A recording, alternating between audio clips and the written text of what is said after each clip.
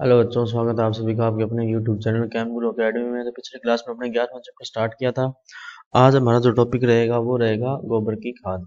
अगर मैं उसकी PDF डाउनलोड नहीं की है तो ज़रूर कर लेना, और हमारी ऐप जो है वो ज़रूर डाउनलोड कर लेना, जिसका लिंक जो आपको नीचे डिस्क्रिप्शन में दिया हुआ है। तो शुरुआत करते हैं आज की क्लास की। तो आज की हमारी जो क्लास रहेगी उसका टॉपिक है गोबर की खाद। गोबर की खाद जो होती है, अब गोबर की खाद जो होती है बनाने के कई सारे मेथड हैं, और गोबर की खाद के मुख्य जो घटक हैं वो क्या क्या होते हैं। देखो, एक तो होता है जैसे गोबर, एक दूसरा इसका हो गया मूत्र, तीसरा इसमें जो आता है वो आता है बिछावन। क्या आता है? बिछावन। गोबर, मूत्र और बिछावन। अब गोबर की खाद जो ऐसा नहीं है कि हम आज से यूज करें, बहुत पुराने समय से जो है गोबर की खाद भारत में यूज की जा रही है। अब गोबर की खाद में अगर पोषक तत्वों की बात करें तो ध्यान देना, इसके अंदर जो नाइट्रोजन होता है वो होता है लगभग 3 से 7%। नाइट्रोजन होता है 0.3 से 0.7%। वहीं फास्फोरस की बात करें अगर,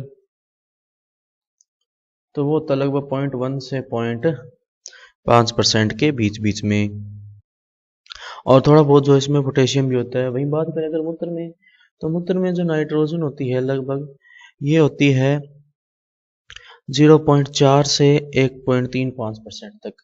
0.4 से 1.35%। और वहीं अगर फास्फोरस की बात करें तो फास्फोरस जो होता है वो होता है 0.05 से लगभग 0.1% के बीच में। और वहीं अगर बात करें इसमें पोटेशियम की, तो पोटास जो होता है इसके अंदर लगभग होता है 0.5 से 2% के बीच में। और बिछावन जो होता है, बिछावन क्या होता है? वास्तव में फसल अवशेष होता है।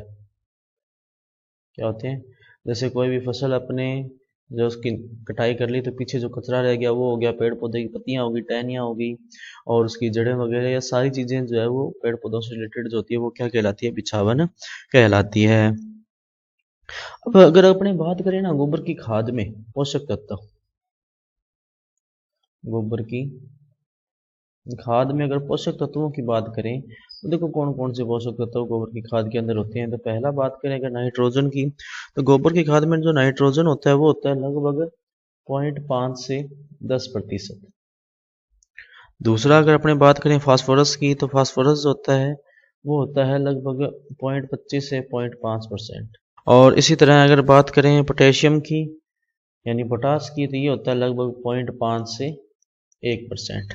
कितना होता है? लगभग 0.5 से 1%। तो ये इतने जो है वो पोषक तत्व होते हैं गोबर की खाद में। अब जो प्रचलित विधि है ना, वर्तमान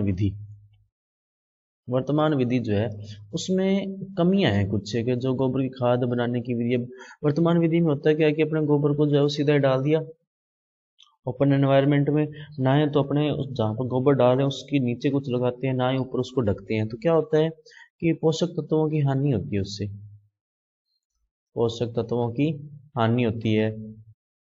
दूसरा क्या होता है, बारिश वगैरह जब आती है तो उसके ऊपर पानी गिरता है, और पानी जो होता है धीरे धीरे रिश्ते रिश्ते नीचे की तरफ जाता है, साथ में जो पोषक तत्व होते हैं वो भी क्या चले जाते हैं? नीचे चले जाते हैं।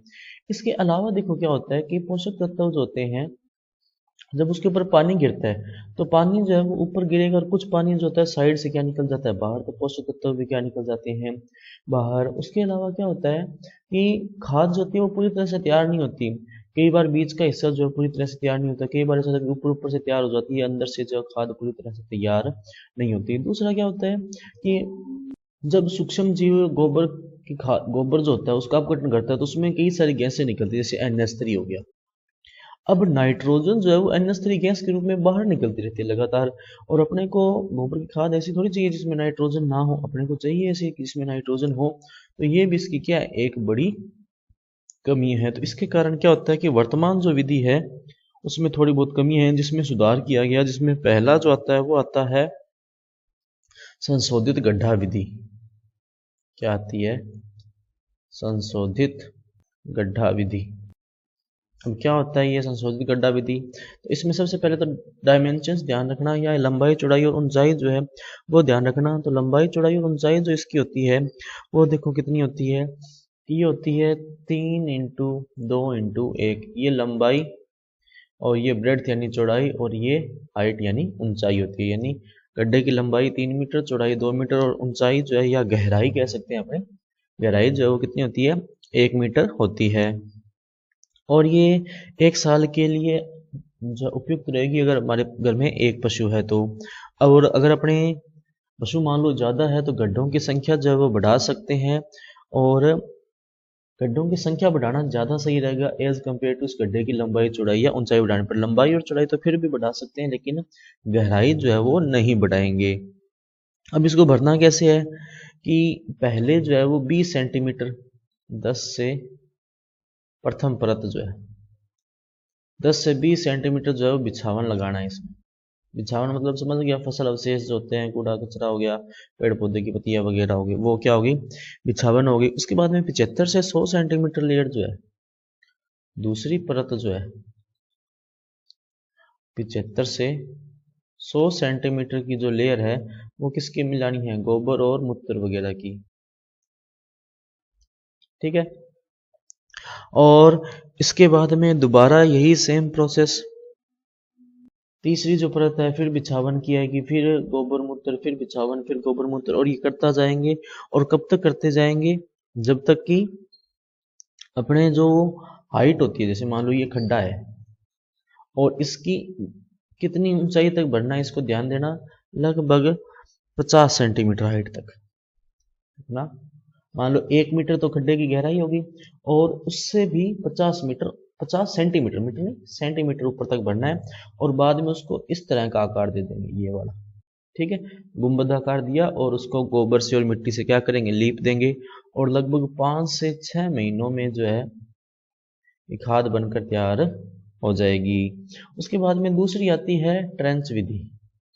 क्या आता है, ट्रेंच विधि।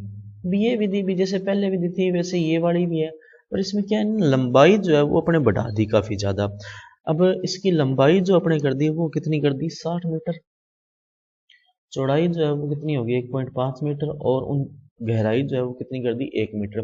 अब ये खड्डा कुछ इस तरह का है, मान लो ये 60 मीटर है और चौड़ाई जो है वो 1.5 मीटर और गहराई जो है वो 1 मीटर रखी है। तो इसके दो हिस्से कर लेते हैं अपने इस तरह से। तो पहले आपने आधे खड्डे को भरा, जब आधा खड्डा पूरा भर गया तो आपने आधे खड्डे को जो है वो ढक दिया, और फिर दूसरे आधे खड्डे में जो है वो गोबर डालना शुरू कर दिया। जब तक दूसरा आधा खड्डा भरेगा तब तक पहला जो आधा भरा हुआ खड्डा है ये बड़ा, इसमें खाद बनकर तैयार हो जाएगी। अब इसमें से खाद निकाल लेंगे और ये खाली हो जाएगा, और जो इसमें भर रहे थे ये भर जाएगा। अब फिर इधर वाले को क्या करेंगे, दोबारा ढक के छोड़ देंगे, और ये प्रोसेस जो है वो लगातार चलता रहेगा। और उसके बाद में जो आता है ना, एक इसमें क्वेश्चन आता है कि पूर्णतः तैयार खाद की पहचान क्या होती है। पूर्णतः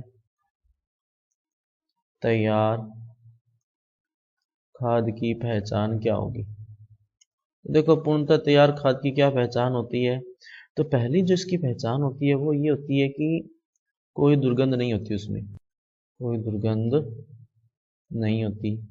दूसरी जो इसकी पहचान आती है उसमें वो ये आती है कि इसमें जो है वो दानेदार होते हैं, दानेदार व भूरा रंग, दानेदार व भूरा रंग।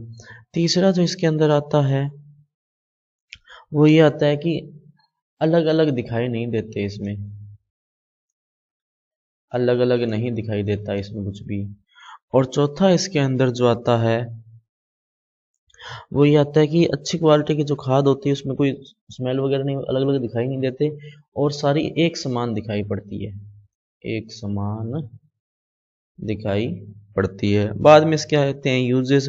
तो ध्यान देना जो सामान्य फसलें होती है उसमें 10 से 15 टन, जो फल और सब्जियों वाली फसलें हैं उसमें 20 से 25 टन प्रति हेक्टेयर के हिसाब से इसको यूज किया जाता है। और 3 से 4 मंथ पहले अपने को इसको यूज करना पड़ता है। ये बात ध्यान रखना कि जो ये खाद होती है इसको 3 से 4 मतलब 1 महीना, मानो आप भी 1 महीने पहले इसका यूज करना है। अगर सब्जियां हैं लगा रहे हैं अपने उसमें तो 20 से 25 टन, क्योंकि सब्जियों में पोषक तत्व ज़्यादा चाहिए होते हैं। और सामान्य कोई फसल है तो उसमें 10 से 15 टन इसका उपयोग किया जाता है। तो बच्चों आज की क्लास में अपने इतना ही रखते हैं। अगर आपका इससे रिलेटेड कोई डाउट या कोई सजेशन हो तो आप हमें कमेंट सेक्शन में पूछ सकते हैं। और इसकी PDF हमारे टेलीग्राम चैनल से मिल जाएगी। और इसी तरह के एजुकेशनल कंटेंट के लिए और PDF दोनों एक साथ चाहिए तो आप हमारा जो ऐप है वो ज़रूर डाउनलोड करें। मिलते हैं अगली क्लास में, तब तक के लिए पढ़ते रहिए। नमस्ते।